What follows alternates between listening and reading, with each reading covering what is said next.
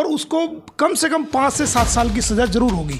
आपका ताल्लुक सचिन से है तो आप अपना ताल्लुक रखिए। प्यार में धर्म जाति पाति तो उन बच्चों का धर्मांतरण क्यों किया जा रहा है, उनके रिलीजन को चेंज क्यों किया, उसको कम से कम 5 साल की सज़ा दिलाएंगे कि वो भारत में एंट्री क्यों की है इलीगल, और उसने इन बच्चों के जीवन को भी स्पॉइल कर दिया। इन्हीं के सहारे से उसको यहाँ पर एंट्री लेके आई है। पहले 5 साल की सज़ा होगी, सज़ा भुगतने के बाद वो भारत सरकार उसको डिपोर्ट करेगी। 19 तारीख को जेवर कोर्ट ने ऑर्डर किया है, उस ऑर्डर में भी ऑनरेबल कोर्ट ने सीमा को हैदर की वाइफ माना है। मेरे पास कोर्ट के ऑर्डर है, अगर कोई व्यक्ति उसको सचिन की वाइफ लिखता है तो मैं उसके खिलाफ कंटेम्प्ट फाइल करूंगा। जी हाँ दोस्तों, वेलकम बैक। उम्मीद करता हूँ कि पूरी यूट्यूब फैमिली भाई बहन सभी अच्छे होंगे, खुश होंगे। एक नई वीडियो में आप सभी का तहे दिल से वेलकम करते हैं। दोस्तों बात करेंगे सीमा बगोड़ी गुलाम हैदर को लेकर। मलिक साहब का एक बहुत ही धमाकेदार इंटरव्यू आया। उस इंटरव्यू में जो है मलिक साहब ने सीमा को खुलेआम चुनौती दी है कि तकरीबन जो है इसे 5 से 7 साल की सज़ा कराऊंगा, उसके बाद डिपोर्ट कराऊंगा। अगर सीमा सचिन किसी ने बोला तो उसके खिलाफ भी FIR दर्ज होगी। दोस्तों बहुत ही तकड़ा बयान मलिक साहब ने इस वीडियो में दिया, जो कि आपको यहीं पर दिखाएंगे। और इस वीडियो को आखिर तक जरूर देखें, ज़्यादा से ज़्यादा शेयर करें। अगर सीमा बगोड़ी इस वीडियो को देखेगी दोस्तों तो चीख निकल जाएगी, कानों से धुआं निकल जाएगा। वो उस गुलाम हैदर से लिया है, वो अब तक उसकी लीगल वाइफ है और सचिन के साथ वो इलीगल रिलेशन में रह रही है और उसको इलीगल फ्रेंड कहा जाएगा। वो उसकी किसी रूप में भी लीगल रूप से वाइफ नहीं है।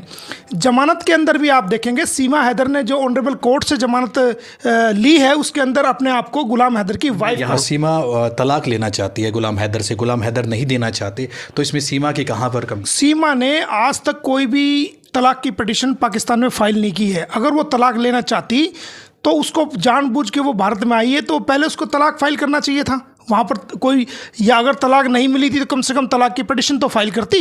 कोई भी पिटीशन उसने तलाक की फाइल नहीं की है। ये तो उसको अपने बचाव के लिए अब वो बहानेबाजी कर रही है।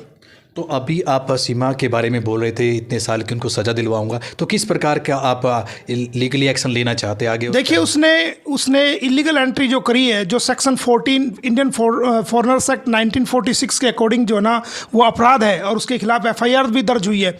सुनने में आया है कि अभी चूँकि मैंने एप्लीकेशन लगाई थी, उस पर रिपोर्ट सबमिट हो गई है कोर्ट में, उसकी कॉपी मुझे मिलना बाकी है। सुनने में आया कि उसने फर्जी कुछ डॉक्यूमेंट्स भी क्रिएट किए हैं भारत के अंदर, तो अगर वो इन्वेस्टिगेशन में आते हैं तो उसके खिलाफ 420 का भी मुकदमा इसमें ऐड होगा और उसको कम से कम 5 से 7 साल की सज़ा जरूर होगी। तो बच्चों को लेकर भी आप सवाल उठा रहे हैं कि धर्मांतरण किया गया, जबकि सीमा खुद लेकर आई है, कोई ज़बरदस्ती नहीं की गई, सीमा खुद बच्चों का धर्मांतरण करवा रही है, तो सचिन का कहाँ रोल है इसमें? देखिए आपका ताल्लुक सचिन से है तो आप अपना ताल्लुक रखिए। जब आप प्यार में धर्म जाति पाति नहीं होता तो उन बच्चों का धर्मांतरण क्यों किया जा रहा है, उनके रिलीजन को चेंज क्यों किया जा रहा है। जबकि उत्तर प्रदेश सरकार ने उत्तर प्रदेश गैर कानूनी धर्म परिवर्तन अधिनियम 2021 में एक कानून पास किया कि कोई भी व्यक्ति किसी का धर्मांतरण नहीं कराएगा, मंथावन नहीं कराएगा। और ये उत्तर प्रदेश के अंदर अब तक गालिबन 427 FIR हो चुकी है और 833 लोगों को अरेस्ट किया जा चुका है। तो ये तो नाबालिग है, और नाबालिग को कोई धर्मांतरण कराता है, SC/ST को या नाबालिग को या महिलाओं को प्रलोभन दे करके, लालच दे करके, मजबूर कर करके या फिर उन्हें गुमराह करके, ब्रेन वॉश करके, तो उसको 3 से 10 साल तक की सज़ा है और 15,000 से 50,000 तक का जुर्माना है। ये भी सवाल तो ये भी उठता ना कि अभी हाल ही में भारत से अंजू नाम की एक महिला पाकिस्तान गई थी, नसरुल्ला से वहाँ पर शादी भी दिखाई, फातिमा नाम भी रखा गया, तो धर्मांतरण तो उन्होंने भी कराया, तो आवाज़ आप वहाँ भी उठा सकते हैं ना, वो गलत मानेंगे आप पाकिस्तान की बात? देखिए चूँकि मेरे पास वो केस नहीं आया था, अगर उसका पति मेरे पास आता तो मैं फिर उसके लिए बहुत बेहतरीन जो ना लीगल कार्रवाई करता, और वो मैंने सिर्फ मीडिया में पढ़ा था। लेकिन चाहे वो अंजू हो चाहे वो सीमा हो, जब तक वैलिड, चाहे वो ये एप्लीकेबल मामला हिंदुओं पे, मोमडन्स पे, सिख पे, ईसाइयों पे, दुनिया के तमाम और भारत के तमाम लोगों पे लागू है कि वो बिना डिवोर्स के दूसरी शादी नहीं कर सकते। पहले ही उसको डिवोर्स लेनी पड़ेगी। हिंदू समाज को पहले डिवोर्स लेनी पड़ेगी पहले पति से, उसके बाद मुस्लिम समाज की लेडी को भी पहले डिवोर्स लेनी पड़ेगी, उसके बाद आप लीगली कहीं भी शादी कर सकते हो। आप तो कानून के जानकार है, कानून को मानने वाले हैं, क्या आपको लगता है कि हिंदुस्तान के कानून पे यकीन करना चाहिए? क्योंकि जांच एजेंसी अपना काम कर रही है, पुलिस ने भी अपना काम किया, तो कहीं आप चूक मानते हैं कि कहीं गलती को छिपाने की आप यकीन क्यों नहीं कर पा रहे? नहीं, हम तो यकीन कर रहे हैं, हम तो सज़ा दिलाएंगे। हम तो सरकार ने जो मुकदमा दर्ज क्या सज़ा दिलाएंगे आप? उसको कम से कम 5 साल की सज़ा दिलाएंगे। कि वो भारत में एंट्री क्यों की है इलीगल, और उसने इन बच्चों के जीवन को भी स्पॉइल कर दिया। इन्हीं के सहारे से उसको यहाँ पर एंट्री लेके आई। तो ये कह रहे कि उनसे बेहतर जीवन है इनका। एक बात बताइए आप, भारत में बहुत सारे जो है भारत में बहुत सारे जो है पाकिस्तान से लोग आए हुए हैं और वो हिंदू समाज के लोग हैं, तो वो कह रहे हैं कि भाई यहाँ पर जो है ना जीवन ये अच्छा है, ठीक है, वो भारतवासियों के लिए है ना। इसका मतलब तो आप पाकिस्तान के सभी बच्चों को ले आओ फिर यहाँ, हमारी क्या जिम्मेदारी है? हमें तो भारत की सीमाओं के अंदर भारत के लोगों की जिम्मेदारी है ना। नहीं, सीमा बोल रही है ना कि अच्छी परवरिश हो रही है, पाकिस्तान से अच्छी परवरिश कर रही है सचिन। परवरिश कर रही है तो उसका तरीका तो अडॉप्ट करना चाहिए था, पहले डिवोर्स लेना चाहिए था, और जो गार्जियनशिप के तहत अपने आप को डिक्लेयर कराती कि भाई मैं इनकी सिंगल गार्जियन हूँ, उसके बाद लेके आती। लेकिन कानून की धज्जियाँ उड़ाई गई है, कानून को रास्ता अडॉप्ट ठीक नहीं किया गया ना। तो कानून की धज्जियाँ किसने उड़ाई? सीमा उड़ा रही है। सेक्शन 11A क्या कहती है, फॉरेनर्स एक्ट की क्या कहती है? वो ये कहती है कि आप फॉरेनर्स अगर के खिलाफ अगर कोई FIR होती है तो उस पर रिस्ट्रिक्शंस हैं।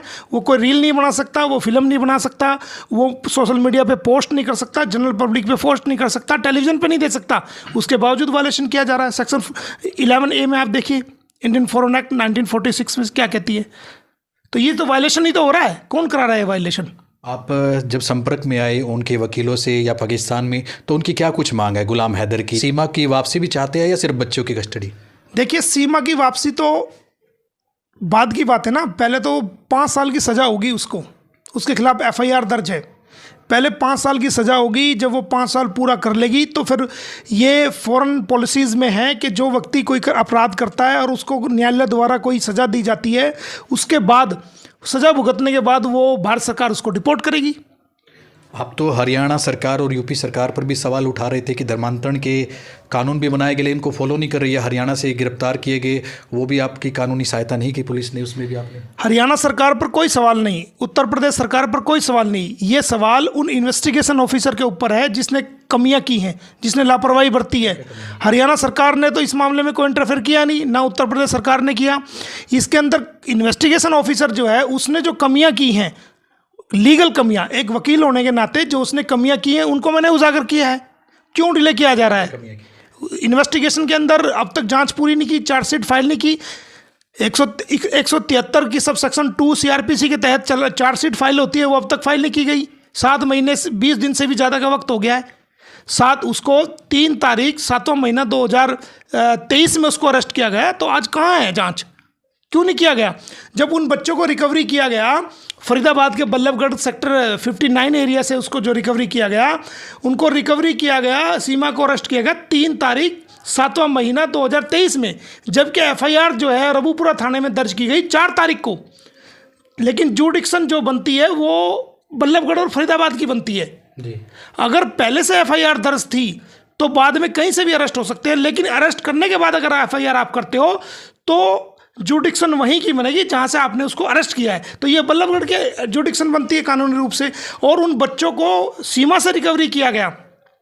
तो जब बच्चों को सीमा से रिकवरी किया गया, तुरंत प्रभाव से जो चाइल्ड प्रोटेक्शन ऑफिसर होता है उसको सूचना दी जानी चाहिए थी फरीदाबाद को, और वहीं के सरकारी अस्पताल में तुरंत प्रभाव से उनका सरकारी मेडिकल होना चाहिए था, सीमा का मेडिकल होना चाहिए था, उनके 4 बच्चों का मेडिकल होना चाहिए था, क्योंकि मामला इंटरनेशनल लेवल से जुड़ा हुआ है। कल को हमारे ऊपर उनको इन्वेस्टिगेशन ऑफिसर को कानून को पालना करना चाहिए था कि कल को हमारे ऊपर उंगलियां उठ सकती है जाँच के ऊपर। क्यों उनका मेडिकल नहीं कराया गया? वहाँ पर मेडिकल होना चाहिए था। और जब उनको कोर्ट में पेश करना चाहिए था, उस वक्त कोर्ट में पेश करने से पहले भी दोबारा मेडिकल होना चाहिए था। फाइनली आप मैसेज क्या देना चाहेंगे? सीमा भी देख रही होगी आपको कि क्या बिना कानूनी कार्रवाई के अगर बच्चे वो गुलाम हैदर को सौंपती है तो इस कार्रवाई से बच सकते हैं? देखिए, वो बायोलॉजिकल फादर है तो वो अपने बच्चे मांगने का अधिकार उसको है, क्योंकि बिना तलाक लिए ये इलीगल रिलेशन में रह रही है। ये कोई लीगल, ये अपना आपको कहती है मेरा पति परमेश्वर है। वो बोलती है ना कि तलाक तो दे दिया था गुलाम हैदर ने, बोल दिया था 3 तलाक। नहीं, अगर कोई तलाक नहीं दिया, तलाक अगर दे दिया था तो पासपोर्ट के अंदर वाइफ ऑफ जो है ना गुलाम हैदर लिखा हुआ है।